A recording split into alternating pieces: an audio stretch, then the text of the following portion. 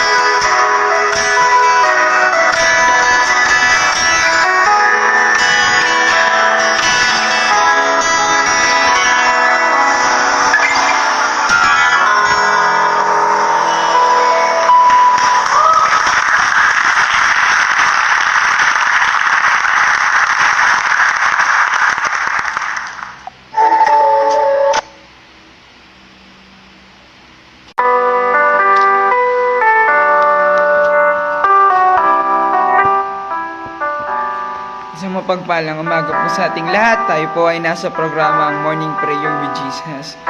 Ngayon po, tayo po ay nakabalik na sa ating programa. Kahapon po tayo ay walang live dahil yung Facebook po ayaw gumana. Kaya po, isang kadakilaan, isang kasiyasiya ngayong araw na ito dahil tayo po ay makakapag-live na po muli. Isang mapagpalang araw po muli sa bawat isa, sa bawat manonood, sa mga manonood pa po. Isang mapagpalang araw po sa ating lahat. Amen po.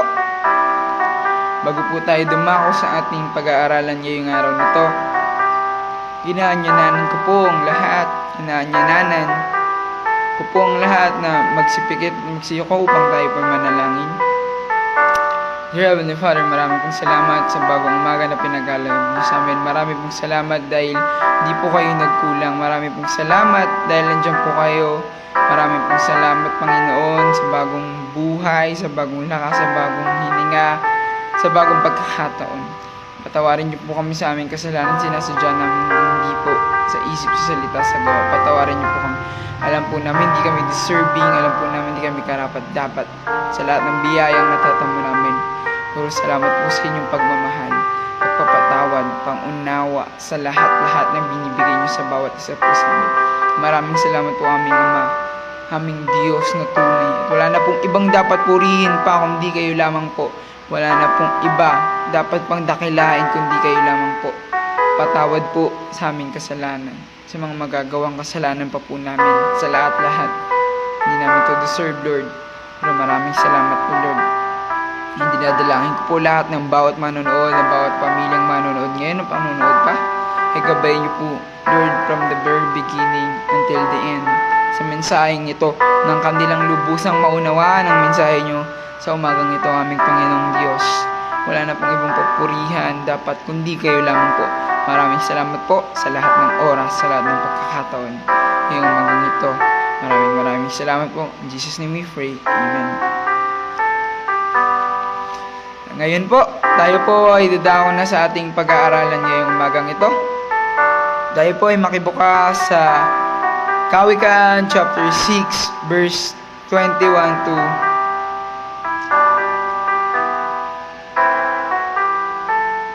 26. Proverbs chapter 6 verse 21 to 26. Ito po ang sabi dito. Sa puso mo ay iukit at itanim mo sa isip. Pagkat ang aral na ito ay sa iyo ay patnubay. Sa pagtulog mo ay bantay. Sa paggawa ay alalay. Pagkat ang utos ay ilaw, ang turo ay tanglaw. At daan ng buhay itong mga saway. Ilalayo ka nito sa babaeng masama. Sa mapangakit niyang salita, ngunit puno ng daya. Huwag mong nanaisin ang ganda niyang taglay. Ni huwag papaakit sa tingin niyang mapungay.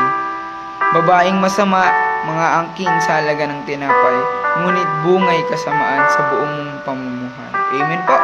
Yan po yung pag-aaralan natin ngayong umagang ito. Ito po ang pag-aaralan natin. It's about the guidance of the Lord. Diba? Ito po, sabi po dito sa verse 21, sa puso mo ay iukit, itanim sa isipan natin. Ano po ba yung kailangan na nating iukit sa ating puso? Ano po ba yung kailangan iukit natin dito sa ating puso at itanim natin sa ating isipan? Number 1 po, ang kailangan po iukit natin sa ating puso at itanim sa ating isipan is yung salita ng Diyos. Bakit po kailangan nating iukit at itanim sa ating puso ang salita ng Diyos?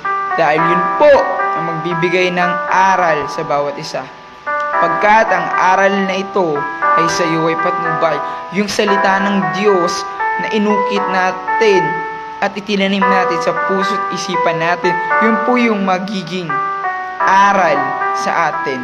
Aral sa bawat isa. Dahil ito nga po ay aral, ito po ay papatnubayan tayo sa lahat ng bagay. Dahil pinapatnubayan po tayo ng salita ng Diyos. Ito po ay, di ba? Patnubay nga po. Aral at patnubay. Nakita po natin. May aral po sa salita ng Diyos. Dahil nga po nangangaral ang salita ng Diyos, hindi lang po basta nangangaral ang salita ng Diyos, pinapatnubayan din po tayo ng salita ng Diyos. Amen po. Kaya po, kailangan pong malaman ng bawat isa. Ang salita ng Diyos ay iukit mo at itanim mo sa puso at isipan mo. Kasi po, ito po yung nagbibigay pangaral sa atin. Nagbibigay patnubay sa atin. Nakita po natin na ginagabayan na po tayo ng ating Panginoon. Sa unang verse pa lang po, pinapakita na po kung paano pa tayo ginagabayan ng ating Diyos. Hindi po tayo pinababayaan. Kaya po kailangan nating iukit, itanim sa ating puso at isipan. Sa madaling salita, kung tayo po ay lingkod ng Diyos, dapat po nating malaman ang salita niya ay ating aral at ating patnubay. Sabihin mo sa katabi mo, aral at patnubay. Amen po. Yang sabi po dito, sa pagtulog mo ay bantay. Amen? Sa pagtulog natin ay bantay. Grabe po ang salita ng Diyos. Binabantayan tayo, pinatnunubayan tayo, pinagnangaralan tayo. Grabe. Then, alalay sa paggawa. Nakita po natin, ang salita ng Diyos hindi lamang siya aral, hindi lamang siya patnubay, hindi lamang siya bantay, at hindi lamang siya alalay. Ang dami niya pong pwede. Ang dami pong tulong sa atin ang salita ng Diyos. Nakita po natin. Kaya dapat po nating malaman, dapat po nating isa puso at isa isip ang salita ng Diyos sa bawat mensahe, sa bawat umaga, sa bawat ating programa sa Morning Prayer with Jesus. Kaya dapat po nating iukit at itanim sa ating puso at isipan. Hindi lamang po dito sa ating programa, pagko sa ating mga Bible study, sa ating Sunday message, kailangan nating iukit. Bakit? Marami po kasi sa panahon natin, tinatawag nilang sarili nilang Kristiyano. Marami po kasing Kristiyano, pero hindi po tunay na anak ng Diyos. Dahil kung tunay kang anak ng Diyos, hindi ka lamang Kristiyano. Kasi maraming na-abuse yung word ng Kristyanismo. Maraming Kristiyano pero hindi tinanggap si Kristo. Maraming Kristiyano na nagpapatuloy sa kasalanan. Kaya dat malaman mo na born again ka na. Nang tinanggap mo si Kristo, hindi ka lamang Kristiyano, because ikaw ay born again, na bago yung buhay mo. Bakit? Kasi hindi pwedeng Kristiyano ka lamang. Born again ka dapat. Nababago yung buhay mo sa pang-araw-araw. Simula nung tinanggap mo si Kristo, ikaw ay nabago. Hindi na nagbabalik kung saan ka nang galing. Dahil ang baboy babalik sa dumi. Kaya kung ikaw baboy, babalik ka sa dumi. Pero kung tinanggap mo ng lubusan si Kristo, kung tinanggap mo ng lubusan na tunay si Kristo, ang anak ng Diyos, ikaw ay magbabago. Hindi ka na babalik sa pagiging baboy. Nakita po natin? Kaya po, ang salita ng Diyos ay napakahalaga sa bawat isa. Dapat po nating malaman yan. Dapat po malaman ng bawat isa kung ano po ang kayang itulong sa atin ng Diyos. Kaya nga po, anong sabi ng Diyos? Sa lahat ng oras, huwag nating kalimutan ang pagbabasa ng Biblia. Diba? Huwag nating kalimutan lumapit sa Kanya. Huwag nating kalimutan magsimba. Bakit? Yung salita ng Diyos ay patnubay sa'yo, ay aral sa'yo, gabay sa'yo, alalay sa'yo. Makita po natin. Ganun po kahalaga ang Biblia. Diba? Ang sabi rin po dito, pagkat ang utos ay ilaw. Ang utos po ng Diyos ay ilaw sa atin. Bakit? Dahil ang utos ng Diyos, anong gagawin? Anong maaring mangyari sa utos ng Diyos? Bakit siya magiging ilaw? Kasi ang utos ng Diyos ay kagandahan para sa bawat isa. Ang utos ng Diyos ay hindi ka ipapahamak, bagkus ikaw ay tuturuan, bibigyan ng ilaw, hindi bibigyan ng dilim, hindi ka ipapahamak, bagkus bibigyan ng liwanag ang iyong daanan. Sa madaling salita, ang utos ng Diyos ay isang liwanag para sa bawat isa. Amen po. Sabi, ay turo sa tanglaw. Kita po natin. Grabe po, napakasarap pong pakinggan ng ating mensahe ngayong umagang to. Napakasarap pakinggan ng mensahe ngayong umagang ito. Dahil ang mensaheng ito ay patnubay sa bawat isa. Ang mensaheng ito ay para sa iyo, para sa akin, at para sa bawat isang nanonood ngayong umagang ito. Nakita po natin, ang Diyos ay hindi ka kinakalimutan. Dito sa mensaheng ito, pinapakita ng Diyos kung paano Kanya minamahal. Mahal po tayo ng Diyos, amen po. Sabihin mo sa katabi mo, mahal tayo ng Diyos, amen. So, ang sabi rin po dito, at daan ng buhay itong mga saway. Amen? Sinasaway tayo. So, kung tayo ay pasaway, sinasaway tayo ng salita ng Diyos. Bakit kailangan mo magbasa ng Biblia? Kasi ito po ay isang karunungan. Dahil karunungan nang malaman mo na ikaw ay nagkamali. Karunungan nang malaman mo na hindi ka karapat-dapat. At malaman mo ikaw ay nagkasala. Para dahil nalaman mo nagkasala ka, anong dapat mong gawin? Magbago ka. Hindi ka magpatuloy sa pagkakasala. Dahil kung ikaw ay nagpapatuloy sa pagkakasala, malinaw po ang sinabi ng Biblia. Diba? Malinaw po. Then, tutuloy ko muna po bago tayo bumalik sa mga ibang topic. Ang sabi po dito, huwag mong naisin. Sabi, 24. Ilalayo ka nito sa babaeng masama, sa mapang-akit niyang salita, ngunit puno ng daya. Nakita po natin, ilalayo po tayo nitong Biblia sa babaeng masama. Then, ang sabi po dito, sa babaeng masama, sa mapang-akit niya salita, ngunit puno ng daya. Di ba? Bakit po may babaeng ganun? Bakit? Marami kasing babae sa panahon natin na tingin nila sa sarili nila ay kaganda-ganda. So, ang sinasabi po dito, mag-ingat po tayo. Mag-ingat po tayo sa mga babaeng ganun. Dahil sila po ay mapang-akit. Mapang-akit yung mga salita nila. Matamis yung mga sinasabi nila. Pero ang totoo, sila po ay mga mandaraya. Paano po nangyari yun? Paano po nangyaring mandaraya sila? Dahil po mismo yung kagandahan nila ay ginagamit nila sa kasamaan para ikaw ay akitin. Sabi nga po, huwag mong naisin ang ganda niyang taglay, ni huwag paakit sa tingin niyang mapungay. Nakita po natin, dahil po yung taglay niyang ganda ay anong mangyayari? Ang taglay niyang ganda sa'yo ay pamaakit lang. Inaakit ka lang niya. Sa madaling salita, kahit anong ganda ng taong yan, hindi ka mahal niyan. Ang totoo, ginagamit ka lang niya. Diba? Nakita po natin anong sinasabi ng Biblia. Kaya po ang sabi ng Biblia, dapat po anak ng Diyos. Dapat po born again. Hindi po dapat maganda lang. Hindi po dapat maganda magsalita lang.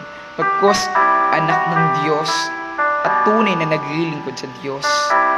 Dahil kung ang hahanapin mo yung magaling magsalita, yung magaling magsalitang yan, idadayain ka lamang. Yung magandang yan, gagamitin lang namang nila yung ganda nila para ikaw ay mabola, akitin, lokohin, saktan. Dahil ang tunay na pagmamahalan nasa Diyos lamang po. Ang Diyos ang nagbigay sa atin ng katotohanan. Ang Diyos ang nagbigay ng buhay sa atin. Ang Diyos ang nagbigay ng daan sa atin. Sino po yung binigay niyang buhay, daan, katotohanan sa atin? Si Jesucristo lamang po. Kaya nga po ang sabi sa Joshua chapter 1 verse 8. Ano pong sabi? Joshua chapter 1 verse 8. Ang sabi po dito sa atin. Paalala, mga kapatid, sa mensahe ng Diyos. Sabi po sa Joshua chapter 1 verse 8, huwag mong kaligtaang basahin ang aklat ng kautusan. Pagbulay-bulayan mo iyon araw at gabi upang matupad mo ang lahat ng nakasa doon. Sa ganoon magiging masagana at matagumpay ang iyong pamumuhay. Amen po. Diba? Nakita po natin kung tayo po ay magpo-focus sa salita ng Diyos, ano pong mangyayari sa atin? Tayo po ay sasagana. Kung tayo po ay magpo-focus sa salita ng Diyos, yung buhay po natin ay sasagana. Tayo po ay hindi mapapahamak kung tayo po ay nakapokus sa salita ng Diyos. Diba?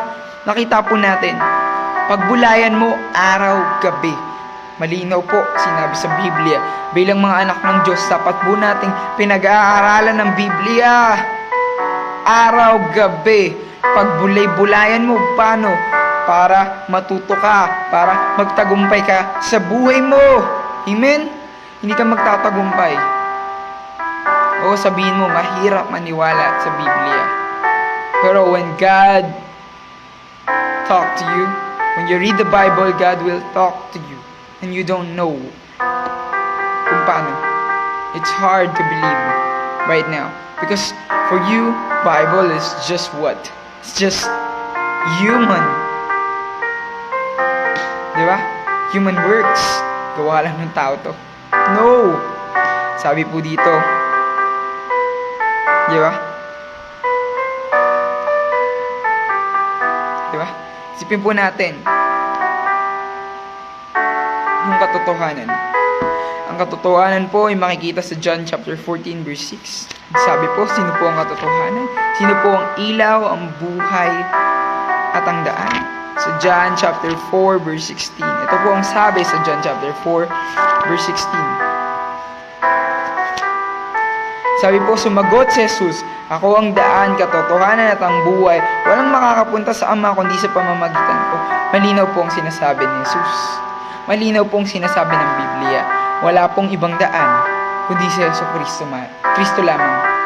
Hindi po natin kailangan ng ibang daan, walang lumang daan, walang dating daan. Isang daan lang po, nag-iisang daan.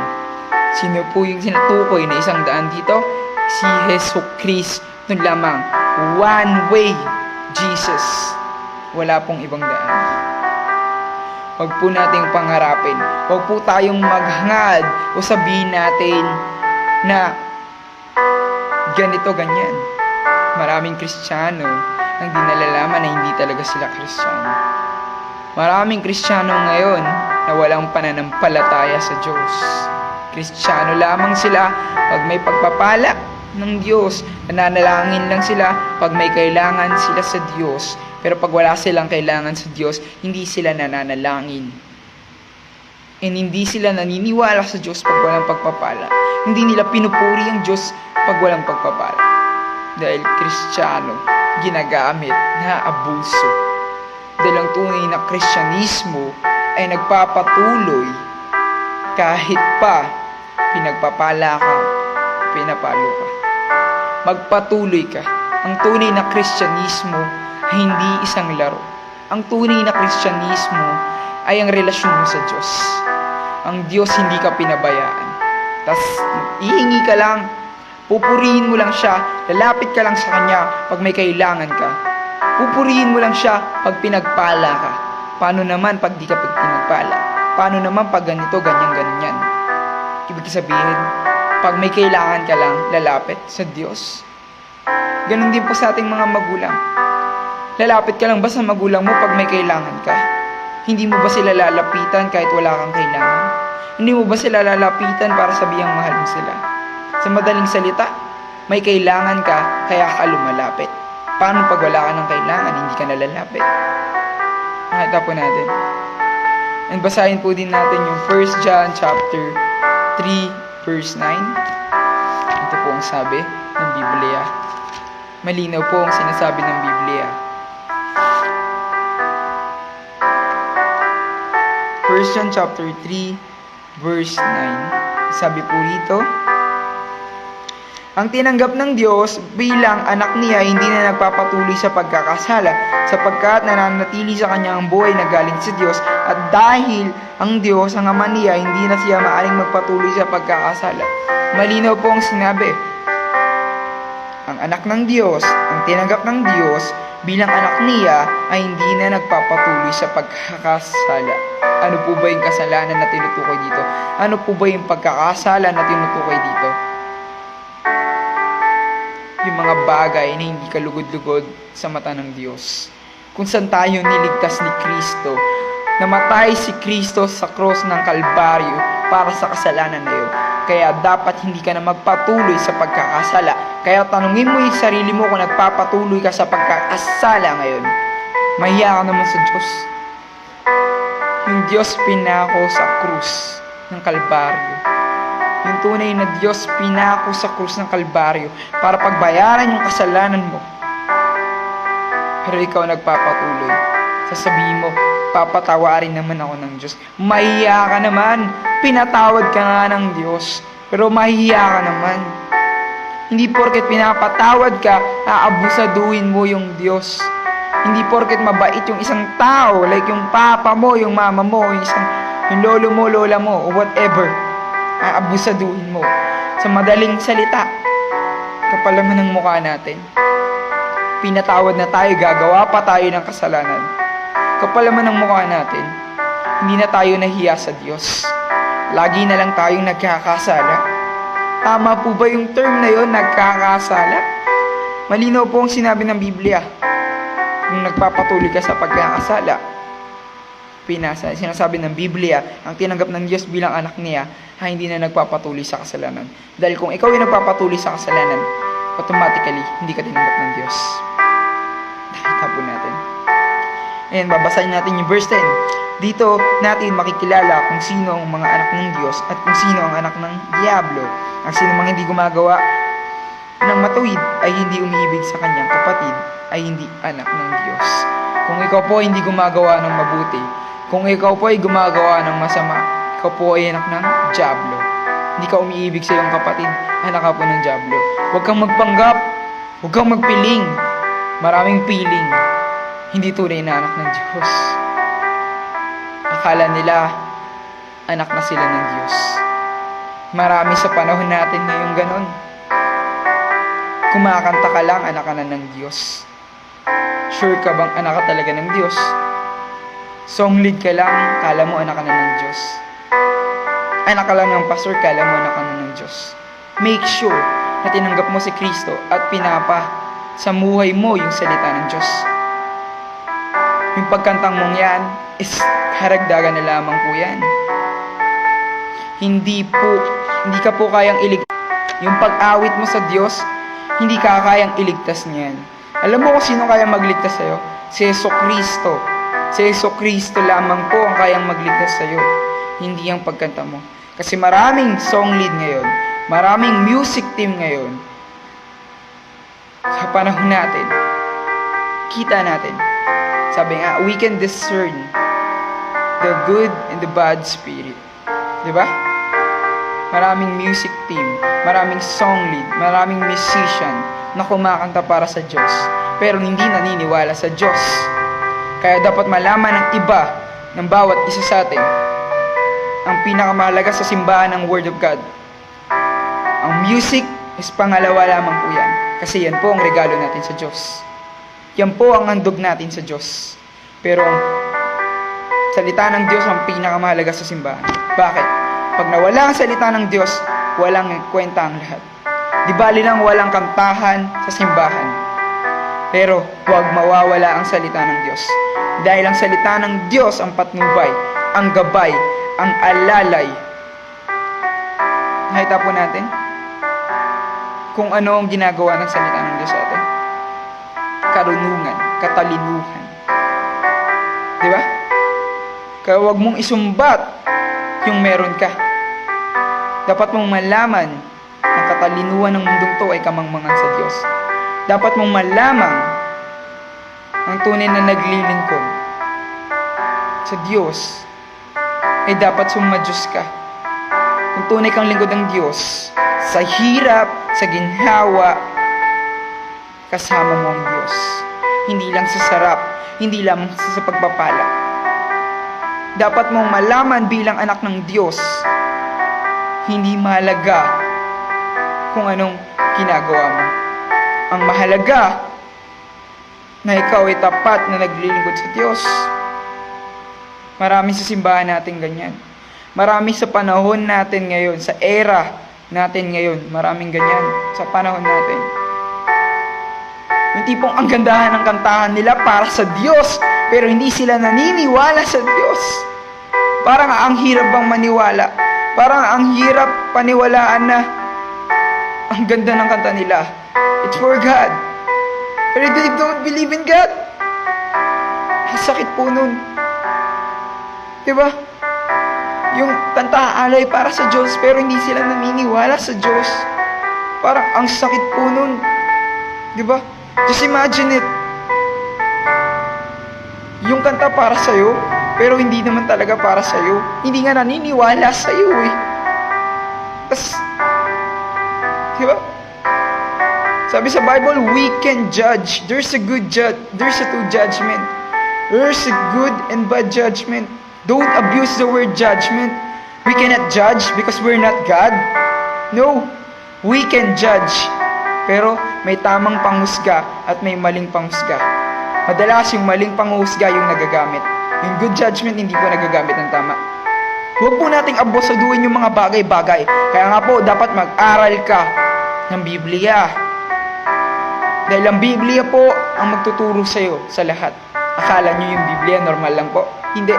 Ang Biblia, ipapaalam niya sa'yo lahat. Lahat. Akala mo, napakasimple maging pastor, napakasimple maging preacher, evangelist, prophet, apostol, disipulo. No, even a leader. No, hindi po.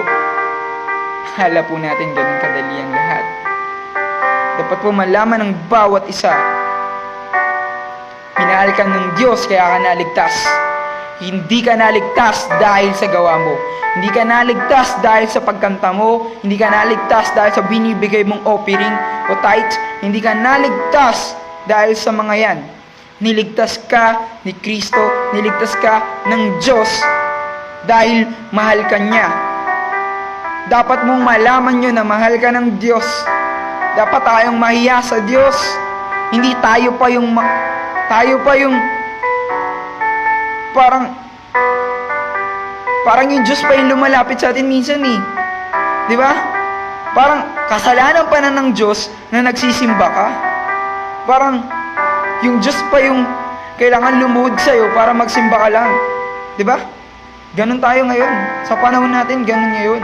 Sa iba't ibang klase. Sa big churches, sa small churches. Diba? Yung Diyos pa yung nahihiya sa'yo. Diba? Dapat tayo yung mahiya sa Diyos eh. Yung Diyos niligtas ka. Yung Diyos nagkasala ka, anong ginawa ng Diyos? Pinatawad ka. Nagkasala ka, yung Diyos yung gumawa ng paraan para maligtas ka. Amen? Yan po ang dapat nating malaman. Ngayon po, dito ko na po tatapusin yung ating mensahe ngayong umagang ito. Marami pong salamat sa mensahe ng Diyos. Dahil yung mensahe po ng Diyos, pinapakita niya po kung gaano niya po tayo kamahal. Pinapakita po sa mensahe ng Diyos ang tunay at katotohanan. Maniwala ka man o hindi, kung ano man yung paniniwala mo, sinasabi ko sa'yo, kung di mo man naiintindihan ang salita ng Diyos ngayon, darating sa point ng buhay mo, makikilala mo ang Diyos at maunawaan mo ang salita ng Diyos ay tunay. Hindi lamang to gawa ng tao. At huwag mong abusaduhin ang kapatawaran ng Diyos na binibigay sa'yo. Hindi porket pinapatawad ka, abusaduhin mo na. Salamat po. Ito po ang mensahe natin ngayong umagang ito. Ngayon po, tayo po idadako na sa ating closing prayer. Dear Heavenly Father, marami pong salamat sa mensaheng pinagkaloob niyo. Maraming salamat po sa bawat isang nanonood. Maraming salamat po sa patnubay na binigay niyo, patnubay ng banal na spirito sa bawat isa, sa bawat manonood, sa bawat pamilyang naririto, sa bawat nakikinig, Lord. Marami pong salamat dahil yung patnubay niyo, yung gabay niyo, yung alalay niyo sa bawat isa hindi po nawala sa umagang ito. At sa buhay namin sa pang-araw-araw. Maraming salamat po dahil hindi kayo nagkulang, hindi kayo lumimot, hindi kayo nang iwan, hindi nyo po kami pinabayaan. Maraming salamat po sa inyo, Lord. Kasi nandiyan po kayo sa lahat ng oras. Ginabayan kami, hindi kami pinabayaan. Marami pong salamat sa inyo dahil kayo ay tunay na nagmamahal, tunay na nagpapatawad, tunay na umiintindi sa mga katulad naming makasalanan na nagmamarunong minsan na wala naman talagang alam. Kaya dapat po namin malaman kung wala ang salita niyo, kami ay maling-mali. Kung wala ang kapangyarihan niyo, kami ay wala. Kaya dapat namin malaman kung sino kaming tunay. Simula na tinanggap namin kayo. Kami po ay mga anak niyo, pero hindi po kami pwedeng magyabang ng kahit ano. Kung ano man po yung ginagawa namin, tumutugtog man po kami, o nagsusupport man po kami, for anything na ginagawa namin sa simbahan, is karagdagan lamang po yun.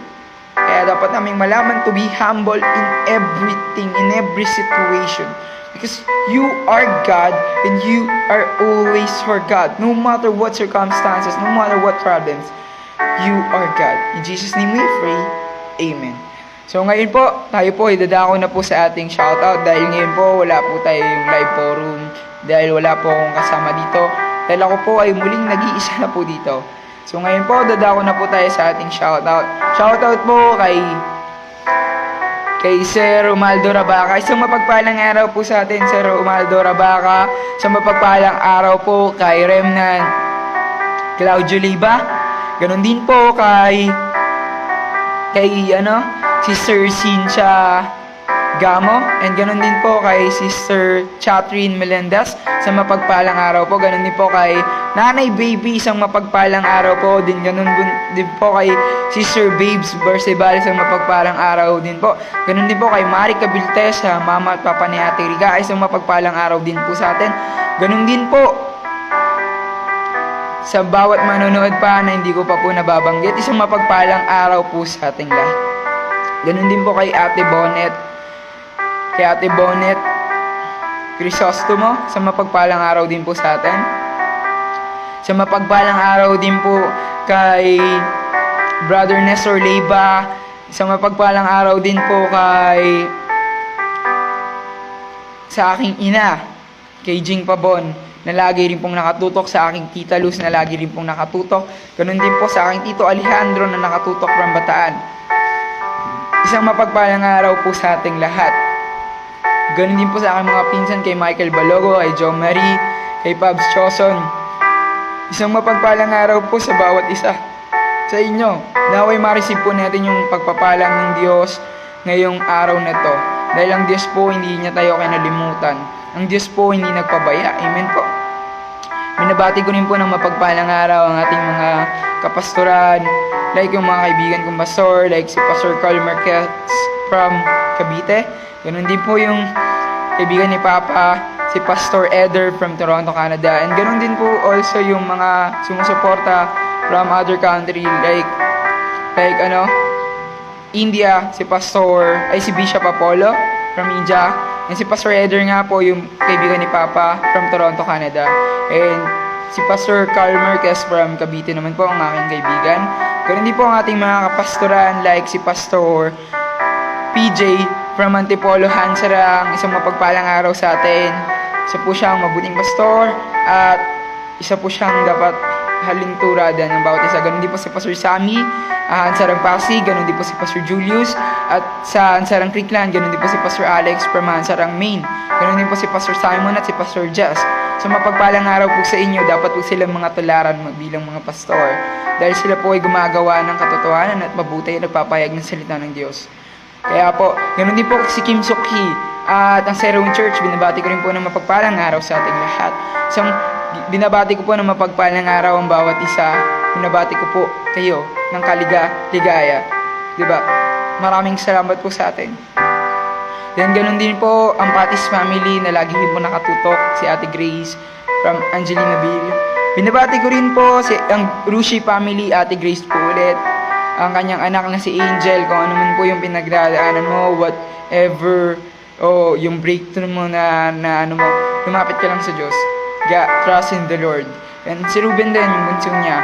And naway pagpalain ang Rushi family, si Ate Grace, Ruben, and si Angel po. And ganun din po ang Sitio Burol, Sitio Lag, Sitio Radar, Purok Maligaya, at ang Angelina Bill. Pagpalain po tayo ng ating Panginoon. Amen po. At ang bawat pamilya pong nakatutok at laging nanonood, sumusubaybay sa programang sinimulan po ng ating pastor na si Pastor Chris Pabon. Na ako po ang nagpapatuloy. Maraming salamat po dahil kayo po ay nananatiling nanonood. Ganun din po sa bawat isang manonood, isang mapagpalang araw po sa ating lahat. Ngayon po, dito na po tayo magtatapos. 3 bagay po bago tayo magtapos. Huwag po natin kalimutang lumapit sa Diyos, magbasa ng Biblia, at magsimba sa araw ng pagsamba. Dahil ang Diyos, hindi po tayong kinalimitang bigyan ng bagong hininga, bagong lakas, bagong buhay. Maraming salamat po. Ito po ang inyong abang lingkod na si Pastor James Matthew, nagsasabing mahal na mahal po tayo ni Kristo. Kaya huwag po natin siyang kalimutan. Maraming salamat po sa lahat ng manonood. Naway tayo, magkita-kita po tayo muli bukas at sa mga susunod pa pong araw. Maraming salamat po. Pagpalain po tayo ng Diyos na ating Diyos. Diyos na may gawa ng lahat, Diyos na nagmamahal, Diyos na nagpapatawad, umuunawa sa atin. Marami pong salamat.